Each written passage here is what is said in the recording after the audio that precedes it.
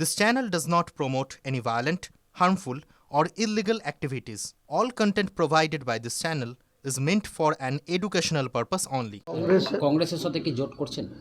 সম্ভাবনা ক্ষীণ, কারণ কংগ্রেস দলের রাজ্য নেতৃত্বদের উপরে কিছু নির্ভর করে না। এনারা কেন্দ্রীয় নেতৃত্ব, এনাদের স্ক্রিনিং কমিটি বা এনাদের গোলাম মীর এই রাজ্যের অবজারভার রয়েছেন, পর্যবেক্ষক রয়েছেন। তিনারা বা রাহুল গান্ধীরা কি সিদ্ধান্ত নেবে সেটা আমরা নতুনভাবে পার্টি করে, আমি 30 বছর কংগ্রেস করেছি, আমি জানি কংগ্রেসের যে আইসিসির যে প্রার্থী তালিকা, তাদের যেভাবে স্ক্রিনিং কমিটি, এসব নিয়ে আমাদের প্রচণ্ডভাবে জানা আছে যে এনারা কখন কি করবে। এনাদের প্রার্থী তালিকায় দেখবেন মনোনয়নের তারিখ পর্যন্ত প্রার্থী তালিকা প্রকাশ করতে পারে না। কাজেই সেই দলের সঙ্গে আমি যেদিন শুরুতেই 9টা প্রার্থী ডিক্লেয়ার করেছি এবং আমার 182টা প্রার্থী 294-এর মধ্যে আমার প্রস্তুত আছে। মিমের সাথে জোট হচ্ছে, বললাম তো আপনাকে, মিম, আইএসএফ, সিপিএম এদের সঙ্গে কথাবার্তা চলছে। কি হবে আপনার লাস্ট মানে আলটিমেট বলে দিচ্ছি, 15ই ফেব্রুয়ারির মধ্যে ক্লিয়ার করতে হবে যে কেউ জোটে আমাদের সঙ্গে থাকবে কি থাকবে না। যদি না থাকে, আমি 15ই ফেব্রুয়ারির মধ্যে পুরো 182টা আসনের প্রার্থী তালিকা প্রস্তুত আছে এবং আগামী দিনে সেটা মানুষের সামনে। শান্তির পরিবেশ শুরু হয়েছে এবং সেখানে একের পর এক, যেমন বেলডাঙ্গা উত্তপ্ত হলো এবং সেখানে রিপোর্ট ইতিমধ্যেই হাতে এসেছে, রিপোর্টেও একটা সত্যতা সামনে এসেছে। কি চোখে দেখছেন?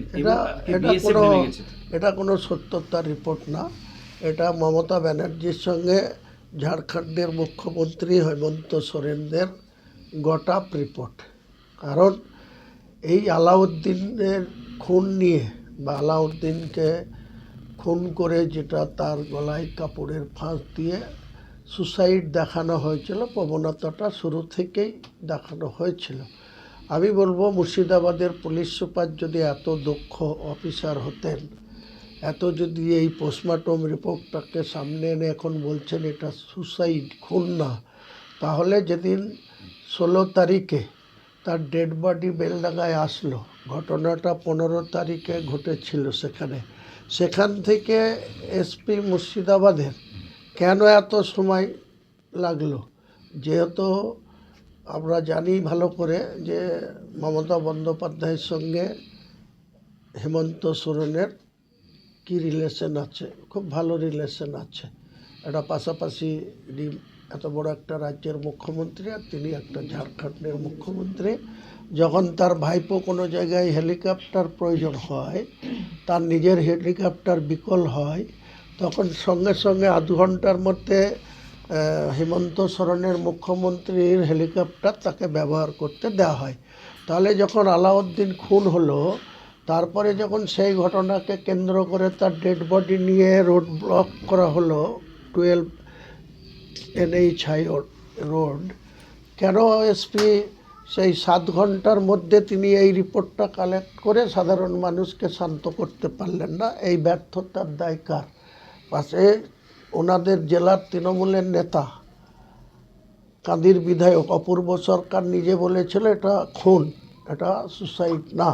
তাহলে আজকে তাদের এসপি এই কথা কেন বলছে আর তারা আবার সেই কথা কেন ঢোক গিলছে? কাজে এসব দ্বিচারিতা, এসব মিথ্যা প্রচার বা এইভাবে শাক দিয়ে মাছ ঢাকার কৌশল করে বা এইভাবে মুসলিম জনতাকে আর বোকা বানানো যাবে না। আগামী দিনে 2026 সালে ভোট আসতে দিন, ভোট আসলে মমতা বন্দ্যোপাধ্যায় জবাব পাবে। ফারাক্কার যে এমএলএ মনিরুল ইসলামের এফআইআর যে আজকে এই ঘটনায়, দেখুন, ফারাক্কারে বিক্ষিপ্ত একটা ঘটনা।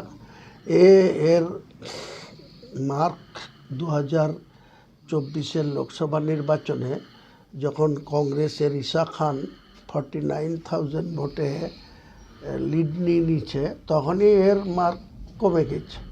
মনিরুলকে প্রার্থী করবে কি না এ নিয়ে আইপ্যাক এবং অভিষেকরা দ্বিধাগ্রস্তই আছে। কাজেই সে তার নিজের প্রার্থীপদটা ইনশোর করার জন্য এসব ভুলভাল বকছে।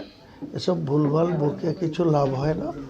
ও যে আস্ফালনটা করছে ওই আস্ফালনের কি ফাঁকা আওয়াজ, দুটো চেয়ার তুলে ফেলে তারপরে সেই সরকারকে আরও বেশি বিড়ম্বনায় ফেলে এসব করে কোনো লাভ হয় না। দাদা আচ্ছা কটা পার্টি অফিস ওপেনিং করবেন? 4টে, কোথায় কোথায়? শামসিতে, তারপরে এখানে নথুয়া টু, মালদা, যদুপুর। ধরুন 1 ফেব্রুয়ারির জন্য আমি 6 জানুয়ারি অ্যাপ্লিকেশন করেছিলাম আর্মি ডিপার্টমেন্টে কর্নেল ত্যাগীর অফিসে। উনি 6 তারিখের পর 8 তারিখে প্রসেস করেছিল। 13 তারিখে আমাকে একটা চিঠি দিয়েছিল হুমায়ুন কবির জনতা উন্নয়ন চেয়ারম্যান হিসাবে।